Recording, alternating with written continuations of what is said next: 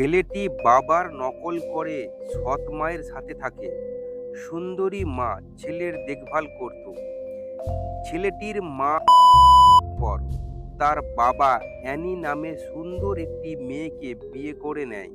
Annie তার কোমল ও সুন্দর চেহারা ও মন দিয়ে ছেলেটির মন জয় করে দেয় এবং মায়ের ভূমিকা পালন করে। ছেলেটি ধীরে ধীরে বড় হতে থাকে এবং ভাবনা চিন্তা অন্যরকম হতে থাকে।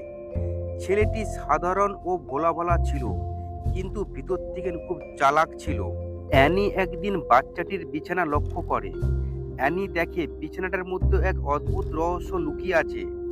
ছেলেটির ব্যবহারে অ্যানি তাকে কিছু জিজ্ঞাসা করে।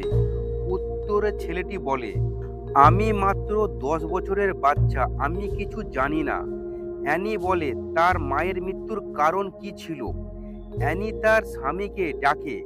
তখন স্বামী সেখানে আসে। তখন সে দেখে তার বিছানায় কিছু সবুজ ওখান থেকে নেয়। অ্যানি তখন ভাবে মামলা খুব জটিল। আসলে তার স্বামী কোনো সবুজ পাচ্ছিল না বিছানাটির মধ্যে। তাই সে স্কুলের মাস্টারকে গিয়ে জিজ্ঞাসা করে ছেলেটির বিষয়ে। মাস্টার বলে ছেলেটির ব্যবহার খুব একটা ভালো ছিল না। ছেলেটি বিভিন্ন বিষয়ে লোকেদের জাসুস করত, তাই তাকে স্কুল থেকে বার করে দেয়।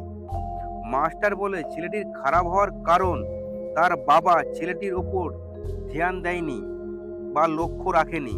অ্যানির স্বামী যখন ছেলেটির বিষয়ে কোনো কিছু শুনছিল না, তখন অ্যানি ছেলেটির রুমে থাকে এক জাঙ্গিয়া পায়। সেটা থেকে অনেক সবুজ প্রমাণ পেয়ে যায় অ্যানি। অর্থাৎ ছেলেটি তার মা জলে ডুবে মারা যায়নি।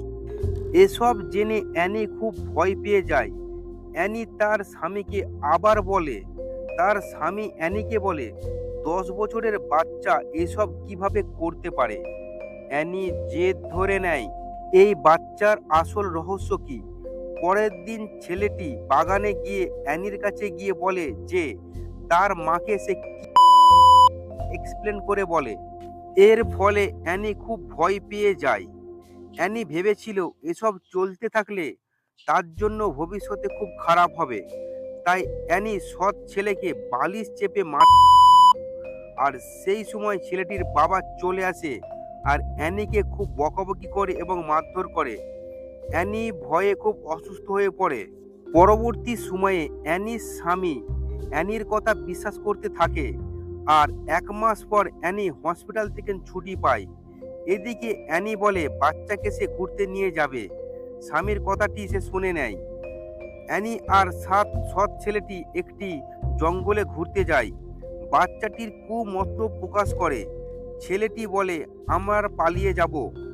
কিন্তু অ্যানির ভাবনা ছিল এই বাচ্চাটির হাত থেকে সে কিভাবে সারা জীবন ছুটি পাবে। অ্যানি জেনে শুনে বাচ্চাটিকে